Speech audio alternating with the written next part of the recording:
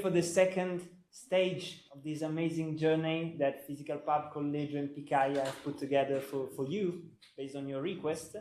And today we are here for the second stage with Maurizio Casiraghi.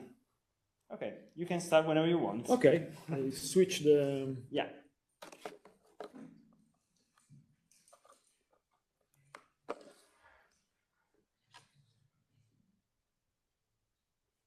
Okay.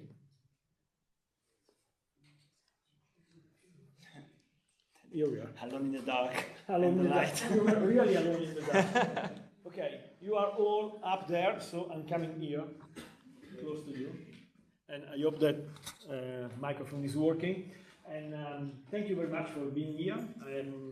Really, it's a pleasure for me to be back, because I was here, I can say, around 20 years ago for 9 lessons about evolution.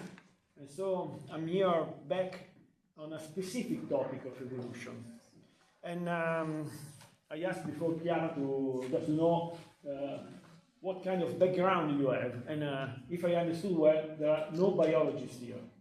Okay, so it's important situation now. So if you have questions, please stop me and ask me whatever you want, whenever you want. Alone in the dark, which is the idea from which I'm moving today here. I think that everyone knows that biodiversity is in crisis in this period of the history, in what we call Anthropocene, the age of man. And it's a difficult topic because there are many things to be said about that. First of all, beginning of my... Okay, now it's... First of all, is the definition of biodiversity. Because, no, we are talking about biodiversity, and we think that biodiversity is something that is very common, and everyone at least think to know what is biodiversity. But first of all, biodiversity is a very new word, because biodiversity has been settled in this form in the 80s. So we have biodiversity as a word since 40 years. So it's a very new word, even if the concept was already there. And biodiversity is really a big box in which you have many different things. And here I want to show you the 2 principal aspects of biodiversity. The first one is what we biologists call diversity. And basically, diversity, okay, let me try to do this again, maybe it's just because, yeah. Okay, now it's working. Here there is a coral reef, one of the places that we are thinking when we talk about biodiversity, because it's full of different species. So when we talk about biodiversity in the meaning of diversity, for a biologist is basically the number of species present in a certain environment. Okay, so this is what we call diversity. Usually we are thinking about living beings, thinking about big things, because we are bigger animals. But most of biodiversity living on this planet is small, it's very small. Now, the typical question that we are asking here, if we are talking about diversity, this part of the biodiversity, and I ask you, how many species are present inside here? What is your guessing? The number of species that are present in this room? Try a number. Yeah, usually people start to think about and then say, okay, human beings, what? If we are in summer, mosquitoes and spiders, acaries, many other things, ants, all these kind of animals, or sometimes there are plants.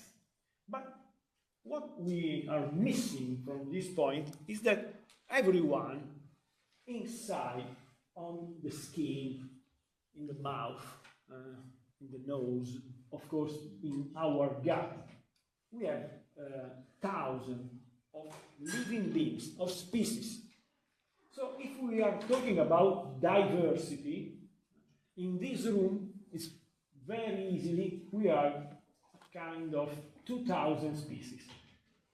Okay? That's the number of diversity present here within us. Because living beings are small. If I say how big is the medium animal present on the earth, is less than 1 centimeter. So the typical animal has a size of less than 1 centimeter. So biodiversity is small, and it's something that usually you cannot see very easily. Okay? So this is the part of diversity.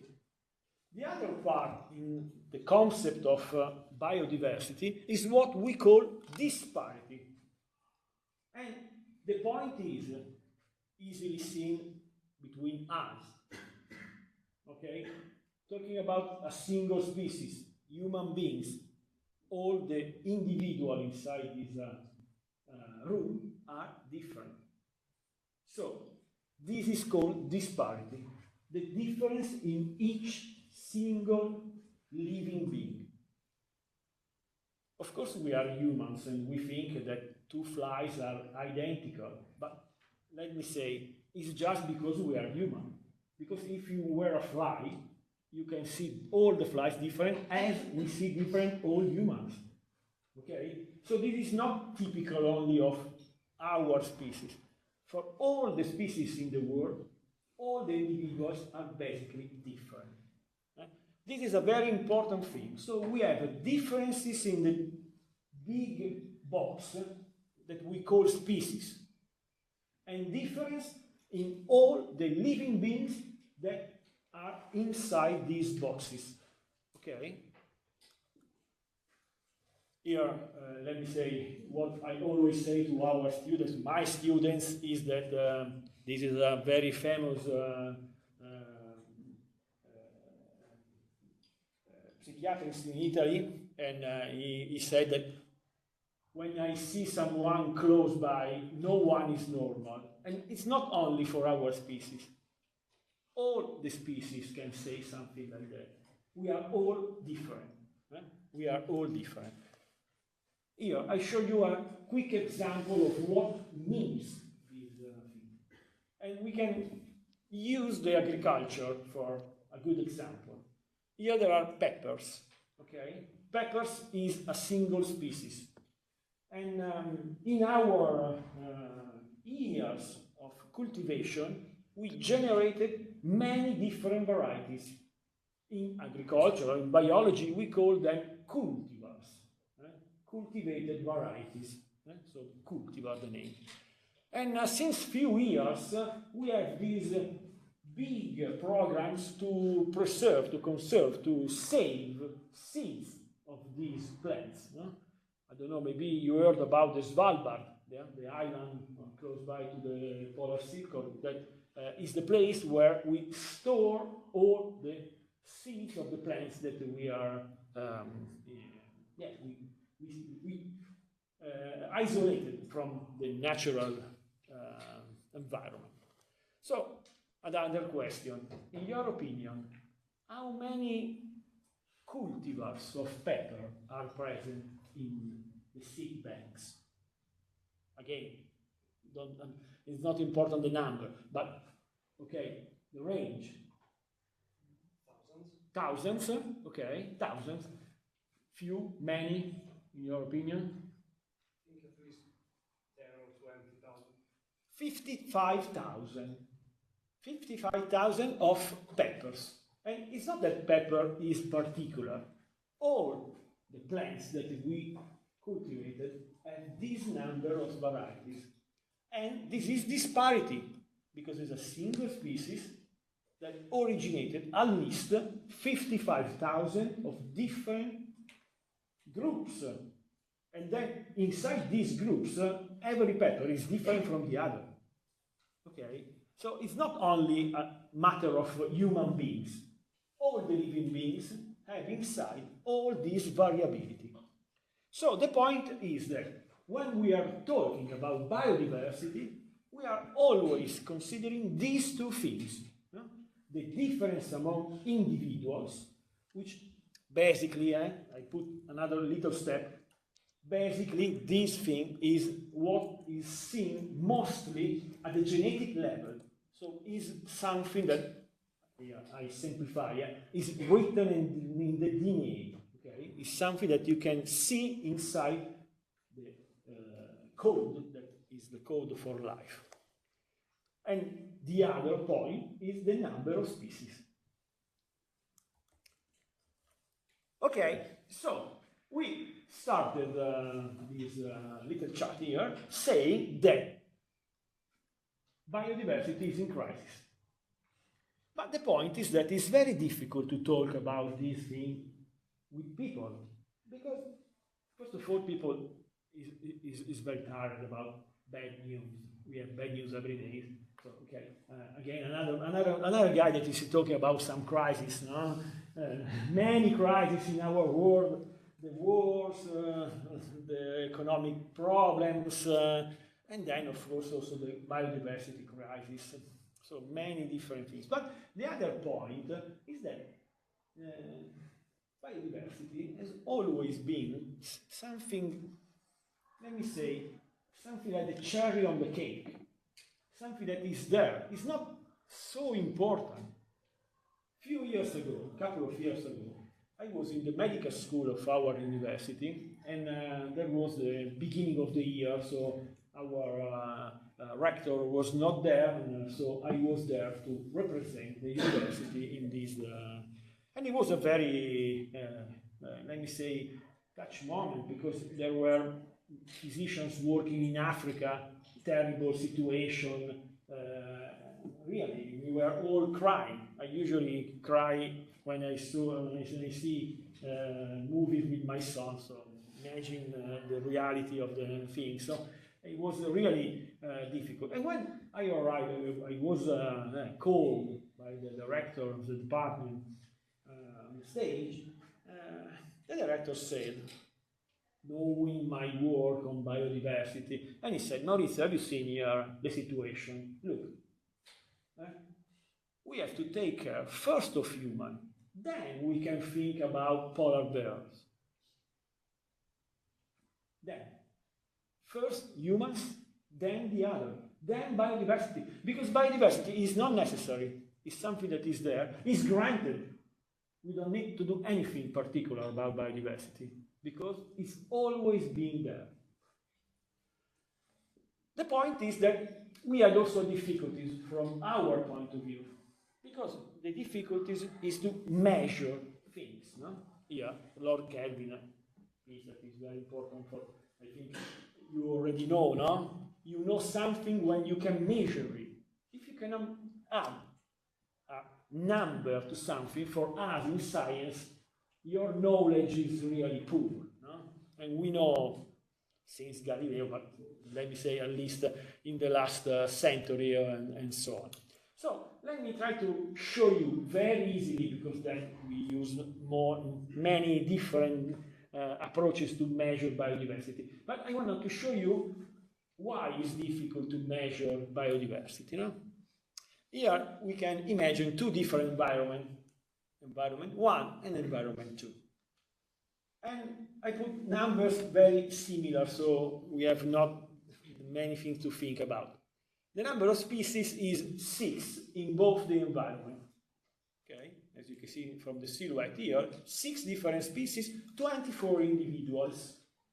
Okay, so in both, if we count the number of species and the number of individuals, we have the same number. But the point is that when you start to count not only the species and all the individuals, but you are dividing things between the different species, you can see that the two environments that I modelize here are very different, because in the first environment, basically the number of individuals for each of these 6 species are more or less the same. While in the second environment, basically most of the living beings present there are belonging to one single species, and the other are really rare. So, what is the point here? The point is that if you add an index, it's called evidence, but it's related to the Shannon index, so the index about diversity. So what you can see is that in this index that move from 0, so 0 is all is the same, to 1, everything is different.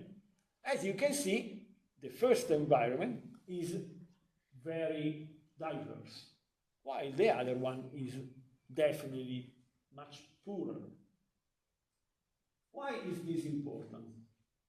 Because basically what we know is that environment which higher evenness are stronger, are resilient, they can resist much better to a perturbation than a simpler one. The point is that human activities are moving the environments towards the situation number 2.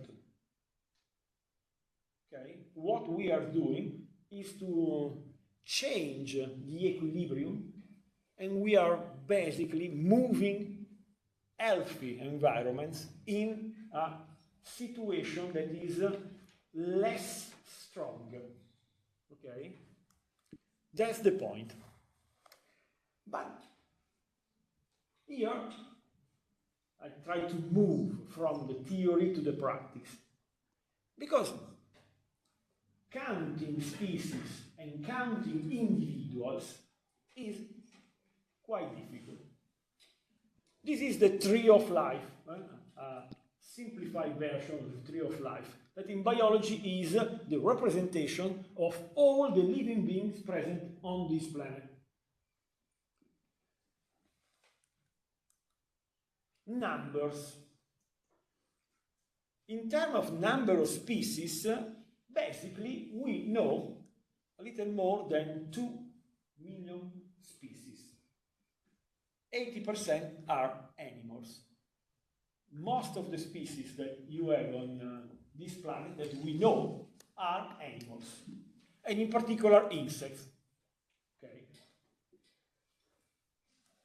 But the point is, here I show you, this is the graph of the animals. As you can see, the green are up here are insects, and this last part are basically spiders. Okay, so that's the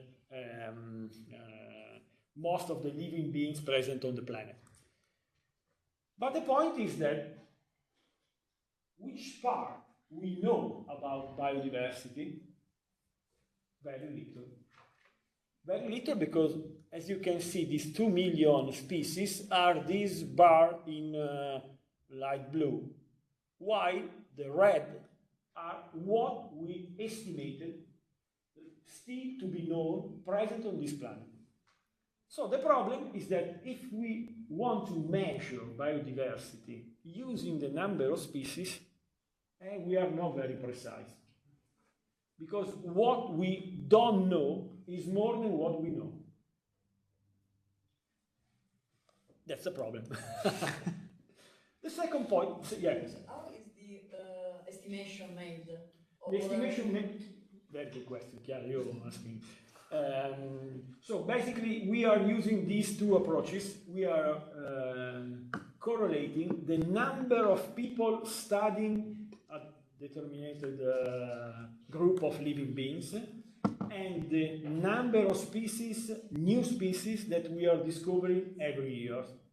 So it's important now because we don't have the same number of researchers in all the tree of life. So we have to take care about the number of researchers. And estimating the number of species, the new species that we are finding in these areas, we can do the estimation. So that's the main way in which we estimate these kind of numbers. But still, we have to say that, let me say, most of the people think that there are maybe 14, 15 million species on the Earth. Okay? So this is the most common estimation. 2 million is what we know, and so at least 12 million of unknown. But some estimation arrived also to 1 billion species on the Earth. Most of them are bacteria in this kind of, I show you here, bacteria now we know only 20,000, while it's possible that the bacteria species can be hundreds of millions. Okay, so also the estimations are not all going in the same direction, so it's a bit difficult. The second point is also when you are counting species, and I'm giving you an example, a very clear example, is when we consider a species extinct. Of course, it's easy to say, no? When you are not finding any more in the environment. But this species here in particular is a species of a mantis, a small one, it's a very small, it's something like 3 centimeters. It's living in central Italy, here Macerata, so it's in this region Marche, okay?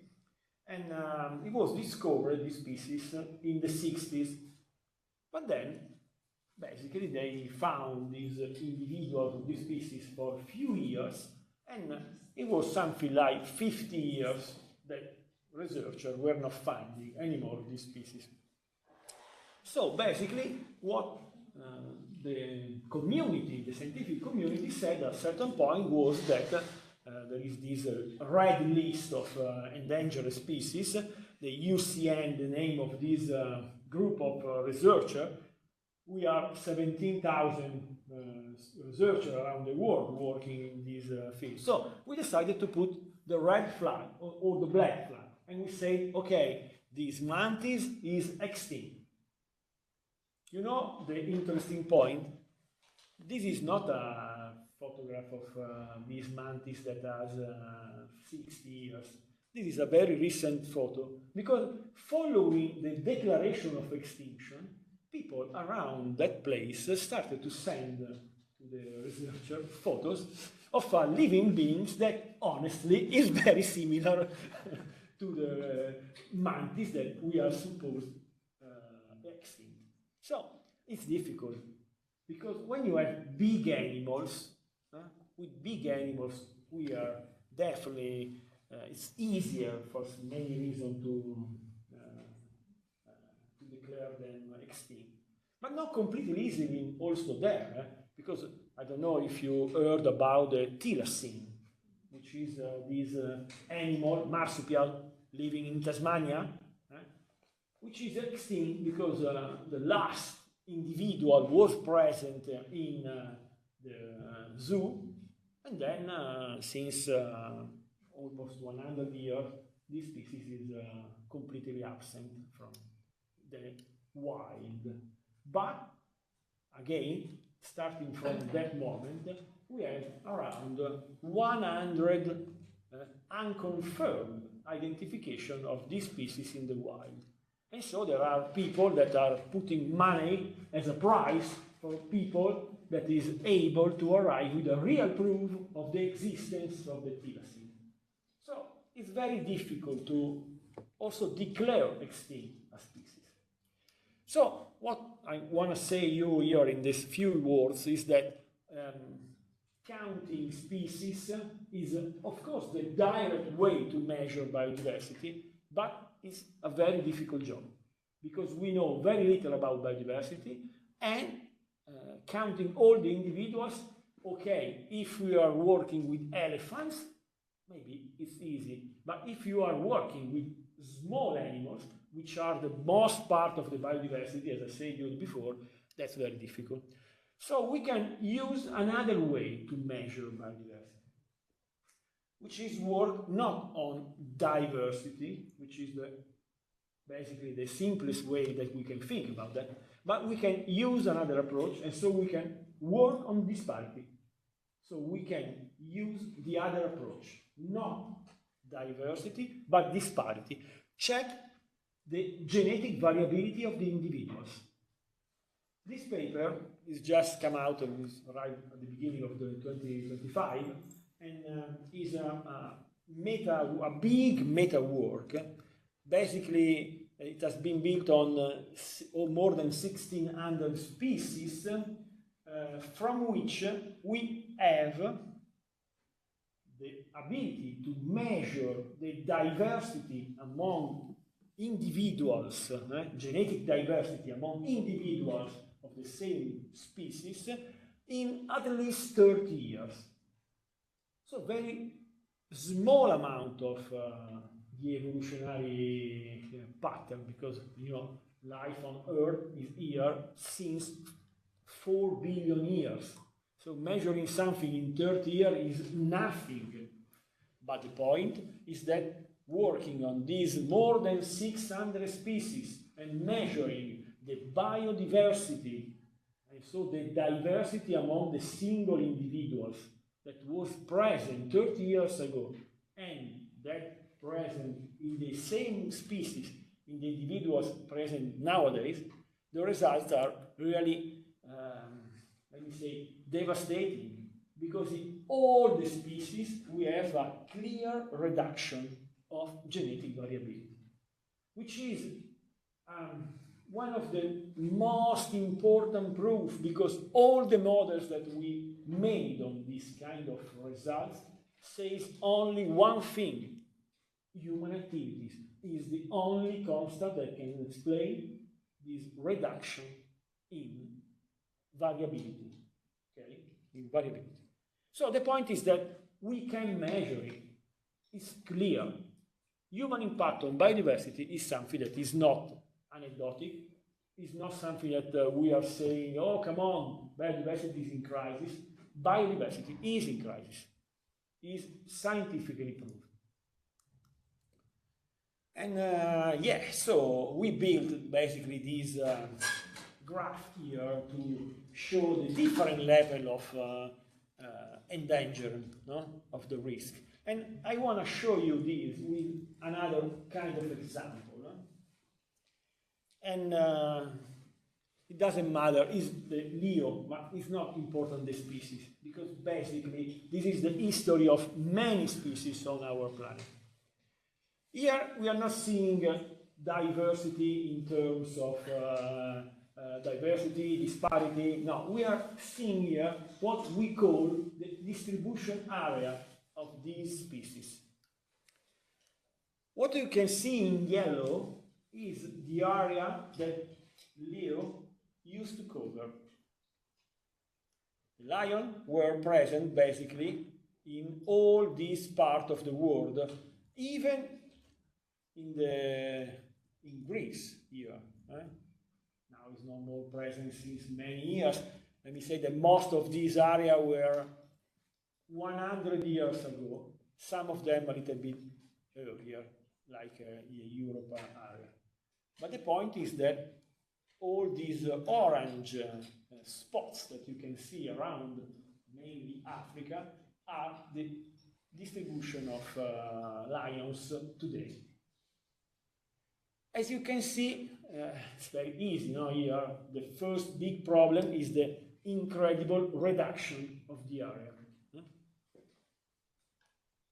But the second point is that all these spots are isolated, because basically what you can see inside there, inside these spots, are human activities, agriculture, cities, roads. It's humans that have done this kind of work. History. Okay, I grew up thinking about biology since ever. I think that the first time that I saw that, I tell that I want to be a biologist studying insects in particular. I think I was 6, 7 years old. So I'm doing the work of my dream. Okay, really, is what I can say. I'm very lucky. Huh?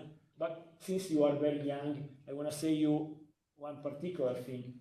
The luckiest thing for me is not that I have done the job that I wanted to do when I was 6 years old. The point is that I am almost 54, okay, in a few months I am 54, and I still love it since the first day. So that's the very lucky part, okay? Not only to be able to do the work that you dream in your night. But the point it was that when I started to say that I want to study animals, my point was that it was coupled with the love towards Africa. And I always said I want to study animals in Africa. Okay, it was Piero Angela moments, so I had really a very important mentor, and so it was a magic moment. And so when I arrived at university, I worked for a couple of summers to save money to go to Africa. Okay, it was 91. It was 91, and I went for my first trip to Africa. I went to Kenya and Tanzania. I was around there, and in particular, I remember this evening. We were in Tarangire National Park. In my opinion, still now one of the best Africa area, because it's really incredible, full of baobab. And there is this, it's on the islands, no? Everything is flat and very high. And so you arrive in a place that is called the gate of the park. And we were there just before dawn. It was something like 5 around. And it was something incredible, no? The driver stopped, our guide stopped the jeep, the rover, and basically in front of me there were something like a dream. I don't know, there were maybe 10,000 zebras, gnus, maybe 200 elephants, giraffes, there was a cheetah starting chasing a gazelle. It was really something that you cannot believe that it was real, something like that. And so I said, John, wow, it's incredible. This place is really incredible. I can imagine something better, something. Biodiversity is really what I always saw in the documentaries. Is here, it's incredible. And John looked at me and told, Maurizio, this is nothing. This is nothing. 30 years ago, when there was my father doing this job, there were the real Africa. And since I was trying to speak not only in English but also in Swahili, I bought this little dictionary. So I said, maybe I said something very wrong because it's impossible. Look at here. There are, how is possible for an European arrived for the first time in Africa, and you say, when you are here and you see 10 animals at a time, you say, oh, incredible. There it was really something that it was, really, it was, I was astonished. Really. I was really living a dream. I went back with my students in many parts of Africa, but I was in Tarangire National Park in 2016. And I arrived in the same place, and you know, there was something like, I don't know, maybe 100 of what I saw. My students were enthusiastic because they saw 20 elephants, 100 zebra, and they said, oh, Prof, incredible, look at this, it's wonderful. And I look at them and say, guys, this is nothing.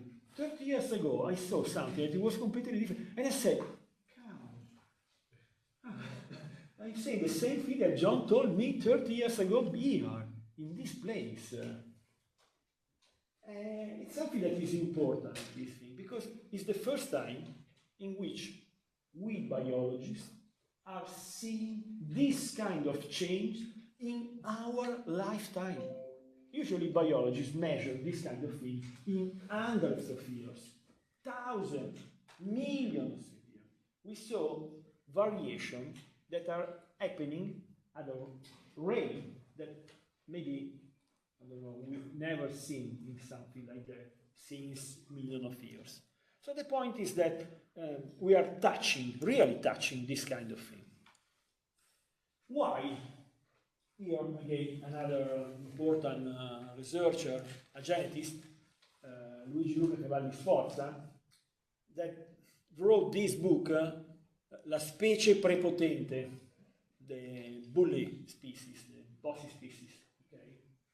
And I think it's a very nice book. It's written not only about biodiversity, it's talking about other things. But let me say that on the biodiversity side, no? Who is a bully? Who is a bossy people? Who is one? It's someone that is doing two different things.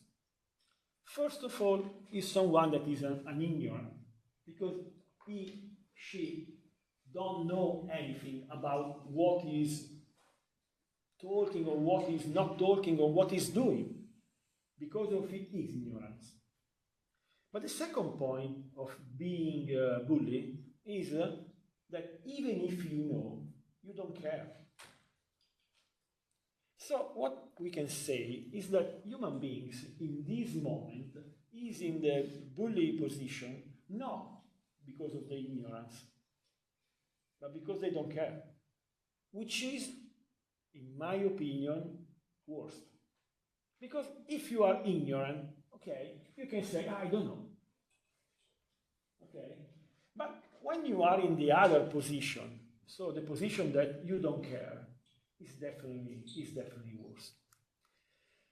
So we have this model here that is trying to explain our impact on the world in which we are living. It has been made by this guy that is called Edward Osborne Wilson, another zoologist. In particular, he was studying ants, okay, a mere ecologist. But he was also an ecologist, an important ecologist.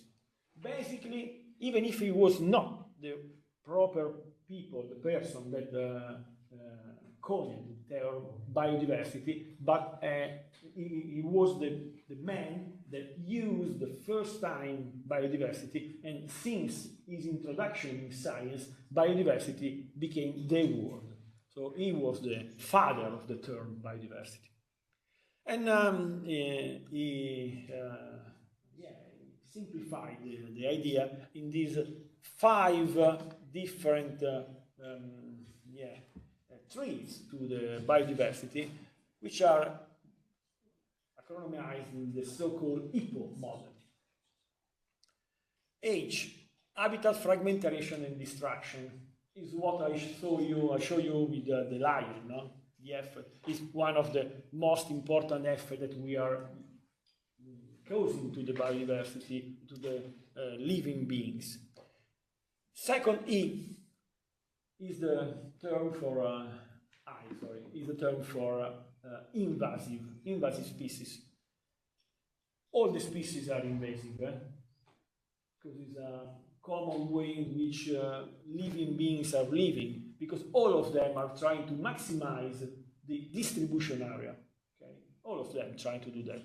Of course, the most important invasive species is humans. Okay, we have to start with that. So we are the really, as you can see, the definition of invasive species, something that was not present in a place, that when it arrives, destroy everything, change everything. You can say human beings starting from Africa and going all the world, we are an invasive species. So we are the biggest and most important. But when we do something like that, we move species all around the world.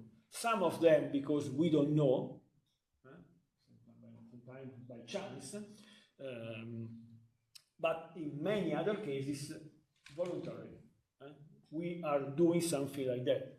I don't know if you know the mummy of the Simulao, the one that is stored in the Bolzano Museum, Otzi, the so-called Otzi, that was found on the Alps, and in the bag it was full of seeds. because it was moving around, moving since. So we have done also this kind of thing for many, many reasons. But the point is that the impact on biodiversity of invasive species is very strong. Pollution, okay, pollution is very easy, what we are doing. Overexploitation, so the amount of use, we are thinking that things are renewable always forever, but that's not true, so we are overexploitation. And then the last P is population, human population. And I want to tell you something about this point, human population. To refer, I am the one with a question. How does it weigh? Okay, 8,000 tons, but that's not important, the number of tons, because now I want to do something particular with you, and we will come back on the Eiffel Tower in a few minutes. This guy here is an engineer, and he's very famous because he started this work weighting things.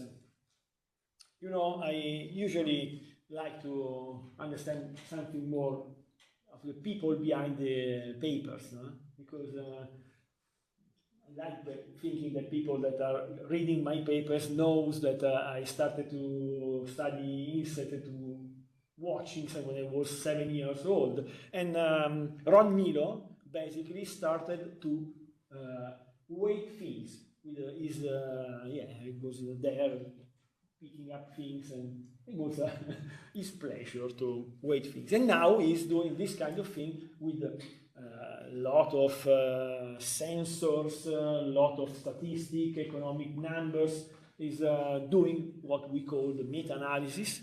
And in this paper, published in 2020, basically he showed us something very, very strong. The anthropogenic mass, and with anthropogenic mass we are meaning all the things that human beings have built. Houses, flies, trains, pyramids, all the things that we have built arrive to weigh more than biodiversity. So the artifacts of a single species were heavier than all the living beings present on the planet. All the individuals, all the whales, all the elephants, all the human beings, everything. So what we have done more than what is living on this planet. In particular, what is living beings on the planet? I showed you at the beginning the number of the species, and I told you that most of the species are animals. But in terms of biomass, most of the living on the planet are plants.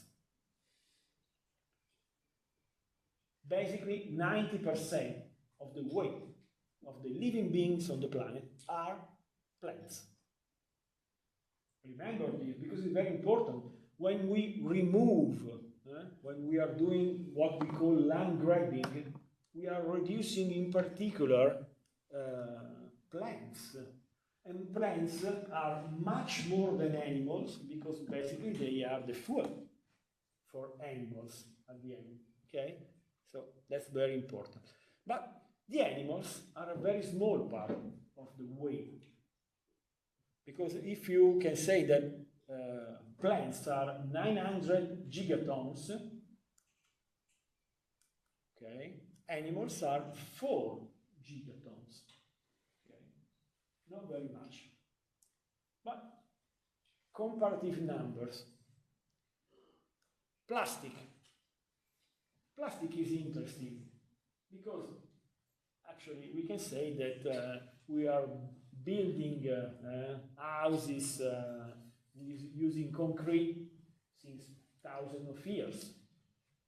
But plastic is very, very, very new, because plastic started following the novel in 1960s to Giulio Natta, and basically plastics is on this planet since 60 years, something like that. Not more than that. And the point, in 60 years, we produce an amount of plastic on this planet that weighs the double of the all in single individuals, animal individuals living now on the planet. Impressive.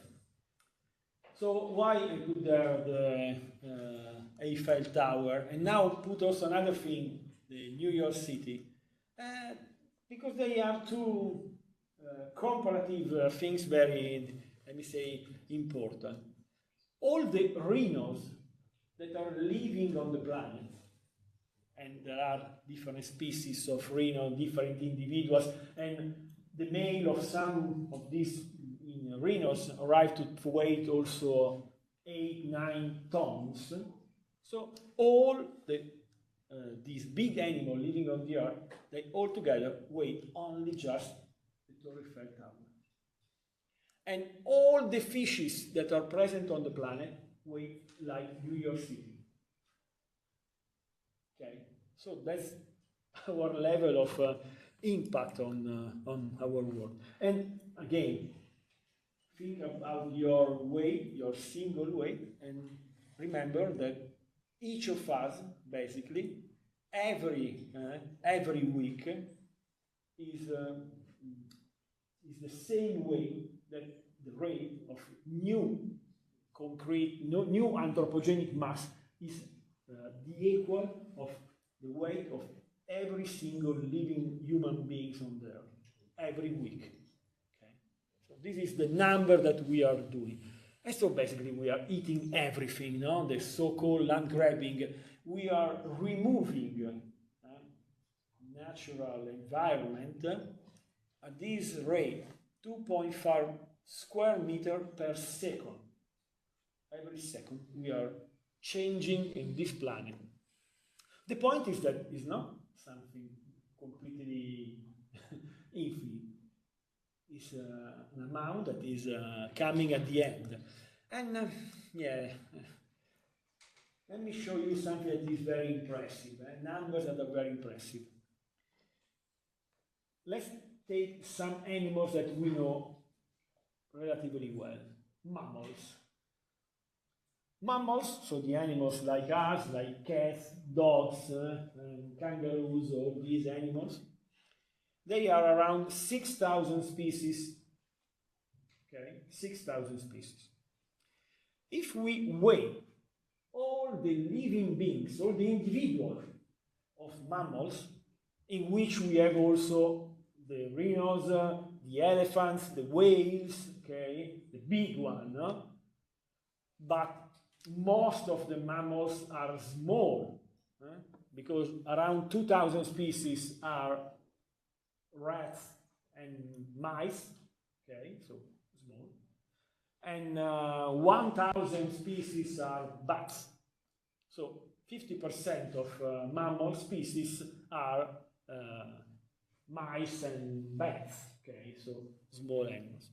But if you weigh all the mammals, so all the individuals of these 6,000 species, 36% are the 8 billion humans.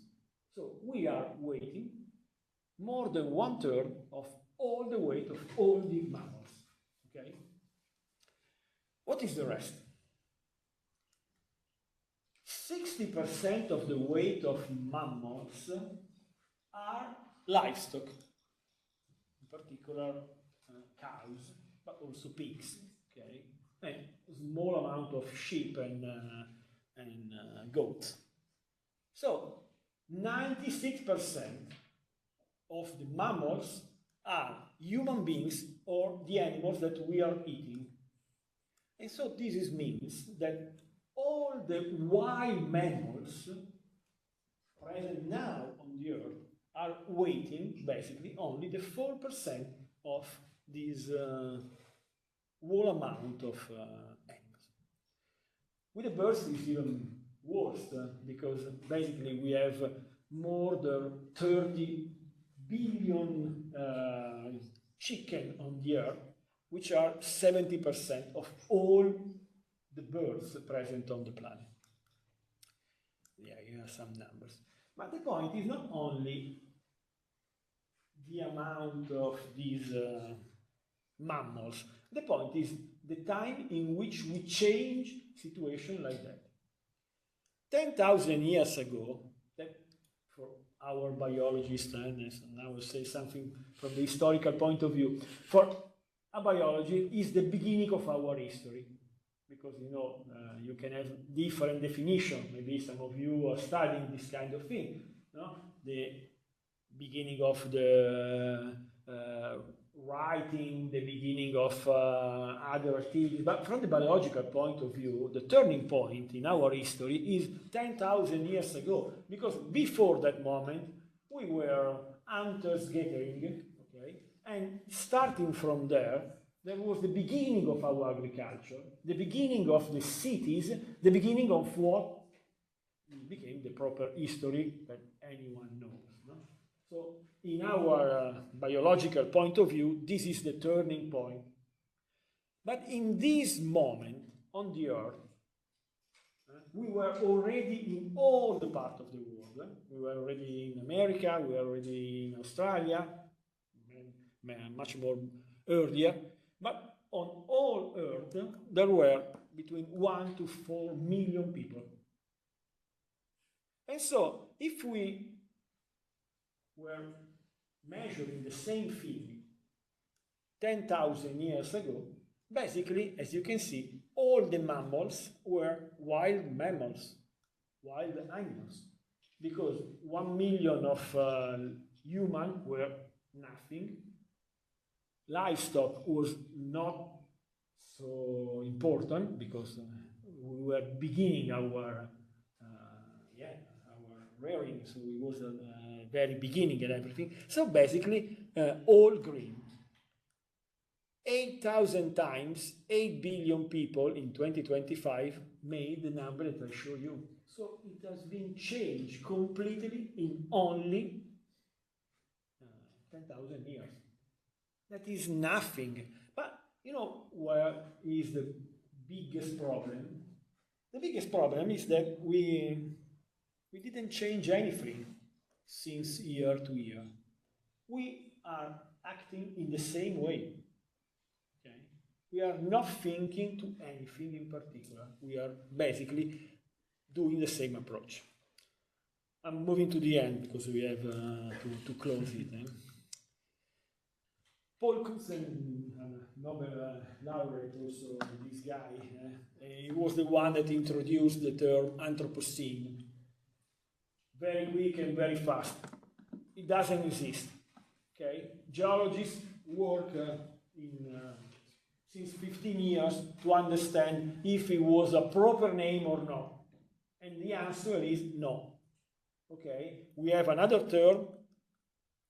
It's called Holocene. This is the word that we are using for this last period, and Holocene is the right, and Anthropocene is something that now is used in the newspaper, is used also in some papers, scientific papers, but is not a correct way to think about this period. But it doesn't matter, okay? What is clear is that we are acting changing dramatically our world, okay, even if Anthropocene doesn't exist. So what we have done is changing everything. No? But the point in this situation has to be very clear. No? Because sometimes when I go and give my talk, people are asking me, many journalists ask me this kind of thing, but we are destroying the life on this planet.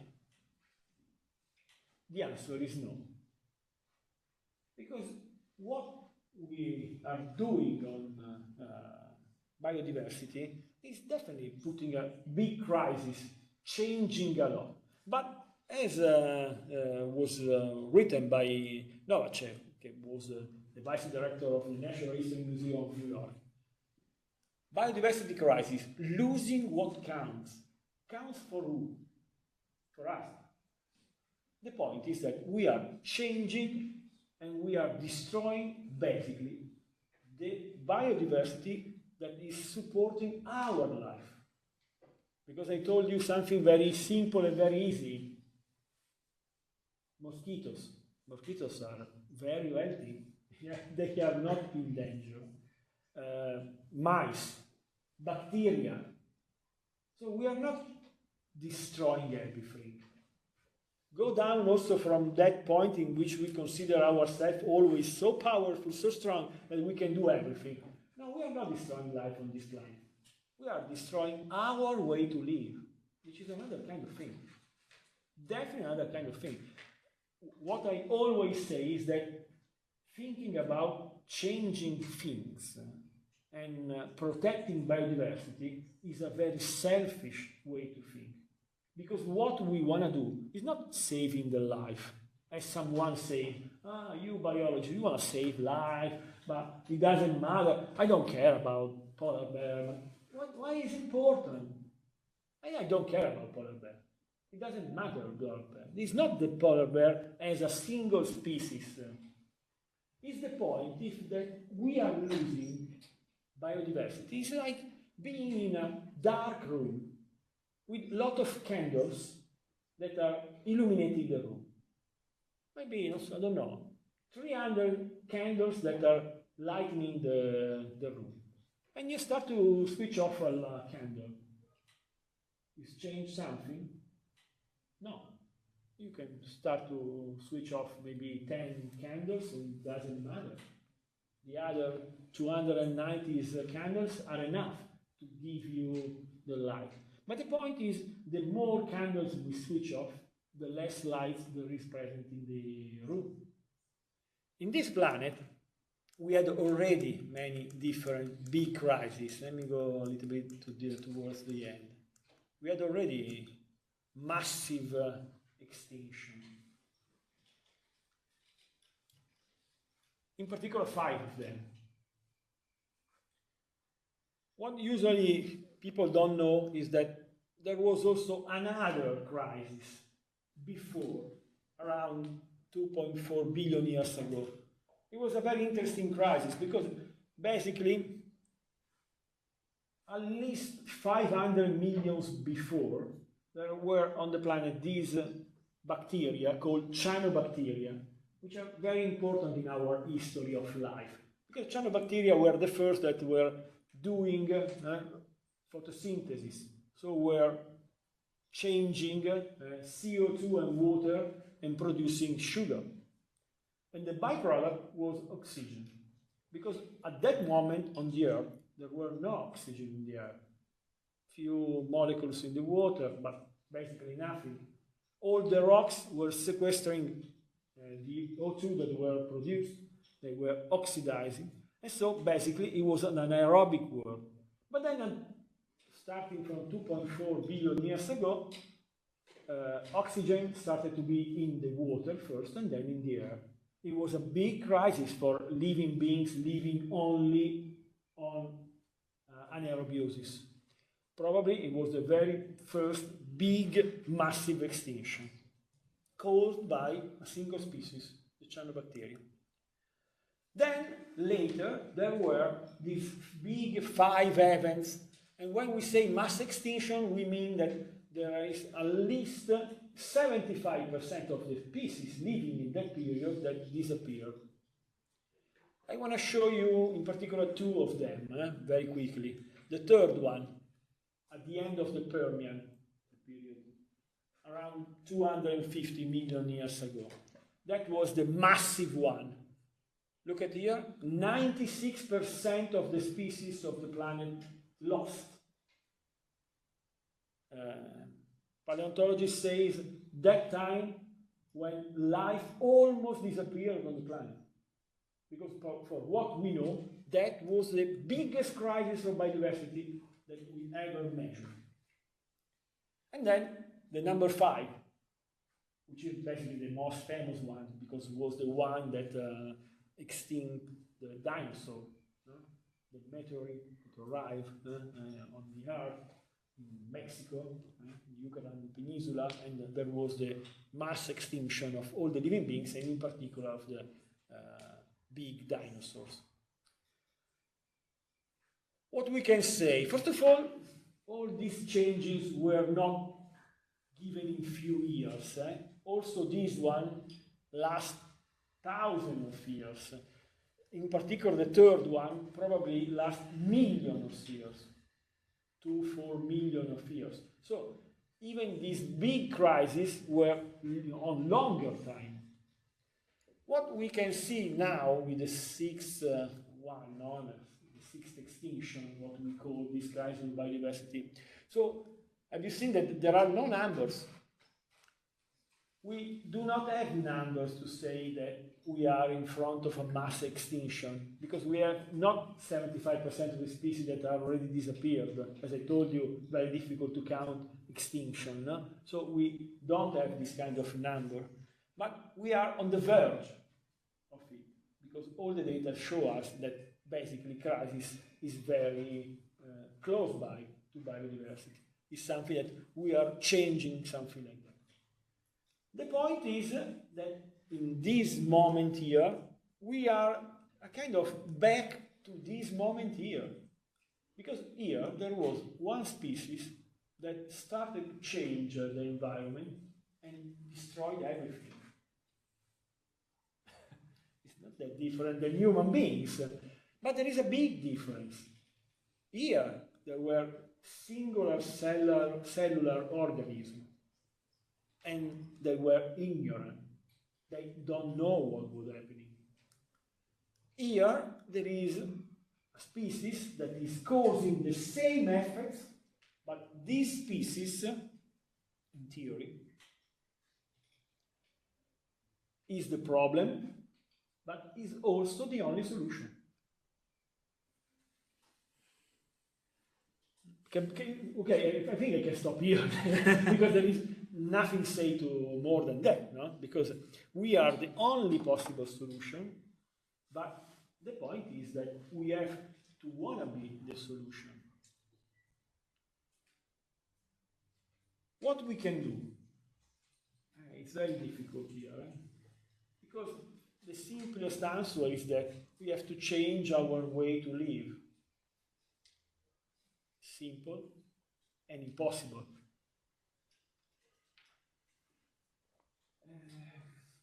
We are not learning from the past, nothing. Nothing from the very close past, the last pandemic, but all the pandemics that we have been through. You know, it has been very hard. COVID was a very difficult period for many reasons, many people died. But when you are looking at the relative numbers of these events, what you can say that we were lucky. Because when there was the black plague, the one known in many different poems and literature, basically in Europe disappeared something like between 1/3 to half of the population. With COVID, we were lucky because we missed many people, but in proportion to the 8 billion people, almost nothing. But things like this big epidemic can happen. So, one of the possible future is that the 8 billion people, the 10 billion people that we will be in a few decades, basically are not something that we can afford. And epidemic can reduce the number of the living beings. Or, on the other side, we can kill each other. We are very good in doing that. And we can start to kill each other, and so we can reduce our number. And we have to say that if we were 2 billion people on the earth, we can keep our life in the same way without any problem. The point is that if we want to live with 8-10 billion people not killing each other, not stolen all the things that we can do from the environment, we have to do something. The problem is that sometimes people say you are pessimistic. I think that I'm more realistic than pessimistic because I'm not a pessimistic one. But I don't know. We have in this moment active 50 wars on the Earth. And Earth, that, for instance, we have a war that people are killing each other for something like 5 kilometers per 10 kilometers, and we are killing each other since 1 year, hundreds of people every day.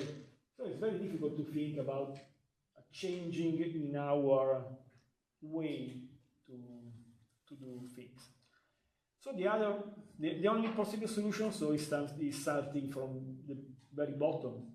So in what we are doing every day, in what we are doing when we act as a citizen, and let me say a little bit strong, when we go to vote, for instance, or when we go to the market and we buy things. Because if we are thinking about the real cost of the products, it can be a starting point. So we can try to do something in our life, not to think only that are bigger things that we cannot manage, because if we are watching something like that, we can stay there and do nothing. But that's not more the moment of doing nothing. Because one thing is important, and let me say from someone that is studying symbiosis, the living together of different living beings. Cooperation is the only solution. It's the only way to do something in a world in which cooperation is the last answer to all our approaches. So, I don't want to depress you with these last words, but I think that the only way is to try to think in another way, because we are at a big important turning point, because it's being calculated that if all the people want to live in the same way in which we live, we need between 1.9 and 2.5 Earths. They are not there. Mars is not a solution. Cultivating the ocean is not a solution. Okay? Terraformation, as they call, is not the way in which we can change our future, because we do not have that kind of time. So, I'm sad, let me say, because I have seen a world that is not more there. My son is not able to see what I saw.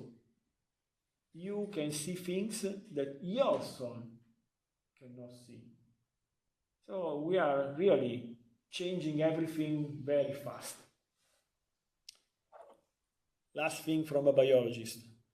You know what is the common denominator, let me say, of all this extinction? Here were already present insects. Insects have been through 5 massive extinctions, and they are still here, and they are the 75% of the living beings. So, let me say that insects are more able to know than ourselves to survive to this kind of situation. And so, following the 6th extinction, what we have to think is that it's okay for us to leave this Earth to the insects, or we want to try to do something and stay here, at least together to them. Final question. No answer.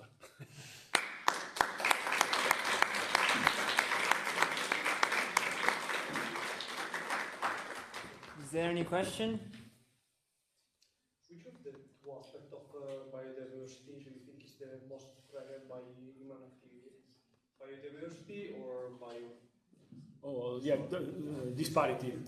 In this moment, for sure, disparity, because disparity has to be think about that, like, let me say, the power that is producing species.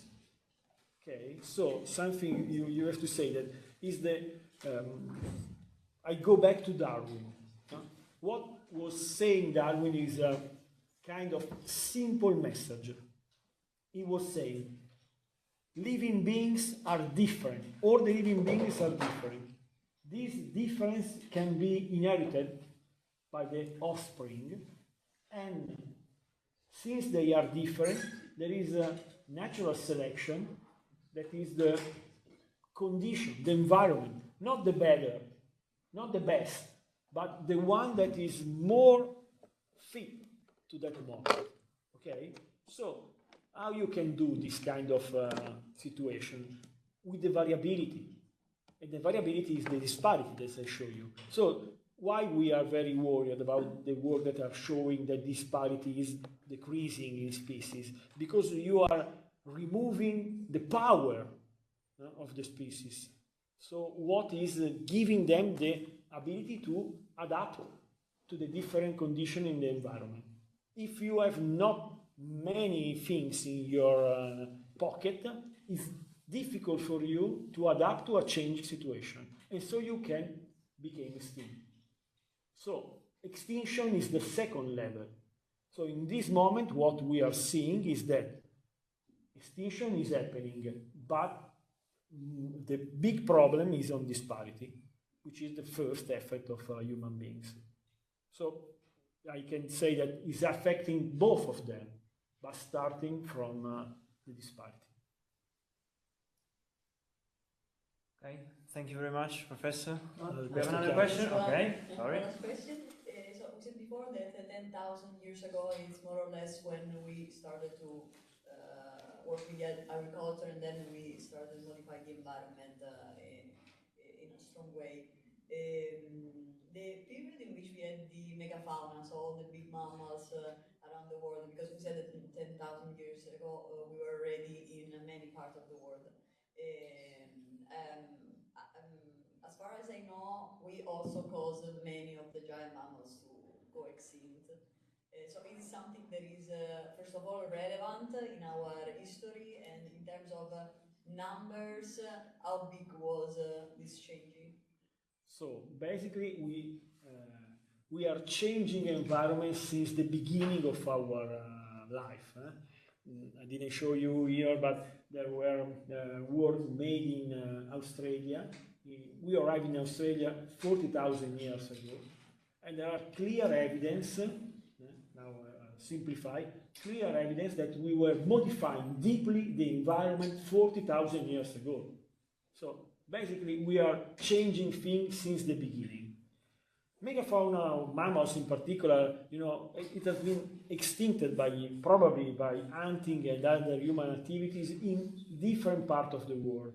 In particular, when you are talking about that, you are talking about America, South America in particular, in which we had a deep impact on megafauna. So that's, let me say it in more a theory, because it's supported but not so completely, because maybe there are other factors. But for sure, we impacted biodiversity since the beginning of our history. So it's relevant, for sure it's relevant.